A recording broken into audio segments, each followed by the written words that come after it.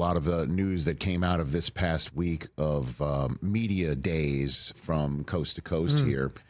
You were at a couple of them. Yep. Which ones were you at? I went to Philadelphia's, which was early, and then the Clippers, which was on Monday. All right, let's take it one at a time. The Sixers. Which one?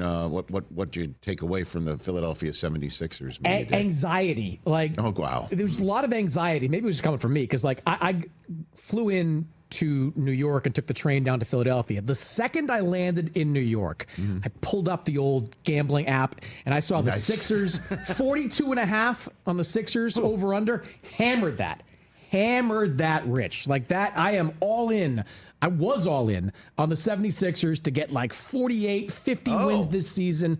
Taken off. I looked at the roster, the fact that the Eastern Conference stinks, and I thought they were going to take off. Then I get to media day. I'm saying. Then I get to media day, and Joel Embiid sits down and has the cliche book right out, going one day at a time, going to listen to the doctors, taking it step by step, got a lot of boxes to check. That made me incredibly nervous because it felt a little bit like deja vu. Like where we were last year, where Joel Embiid was not ready for training camp and was not talking about being ready for the season opener. Maybe he will be. Maybe in a few weeks' time, we'll see Embiid out there on the floor for the 76ers. But his status and the uncertainty around it, that made me nervous because everything else is just gravy, right? It's like Paul George, yeah, you want to get him back into the mix. Jared McCain, want to see him back. They need Joel Embiid playing 55 to 60 games to give them a chance to compete in the conference. Okay, so there's that. And then the Clippers media. Was that all about the Pablo Torre finding out or what? What was that about? It should have been. It wasn't. Not. Okay. Look, I thought it was. The Clippers... They whisked him in and out of there in about 7 minutes. Kawhi Leonard. They're saying they got him in. Lawrence Frank answered some questions about it, but the Clippers did everything they possibly could to avoid putting Kawhi in a position to have to answer some tough questions. He did answer some questions from Ramona Shelburne from ESPN.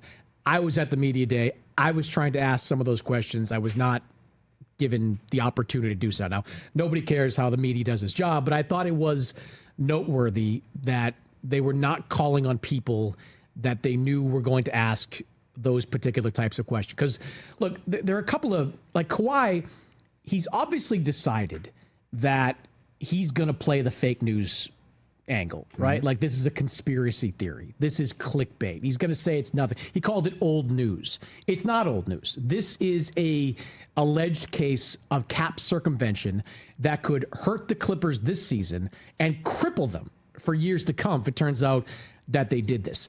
The question that Ramona asked, where she said to, and I'm paraphrasing a little, she said, hey, people are assuming you didn't do any promotion for this company aspiration. Effectively, you did nothing to earn the $7 million per year that you were getting. He said that wasn't entirely accurate. The question I would have asked, and still hope somebody asks, if not me, is that can you point to one thing, just one thing? Like if you put out a tweet, if you showed up at an event, hell, if you planted a tree in your backyard and said you were in favor of carbon neutrality, go aspiration, that would have gone a long way towards getting the Clippers off the hook. But he has not provided any evidence that he did anything to live up to or earn the money that came from this contract. And until he does, this thing is going to hang over the Clippers' head like a cloud. The Clippers are adamant nothing untoward happened. And Cuban has tweeted out in support.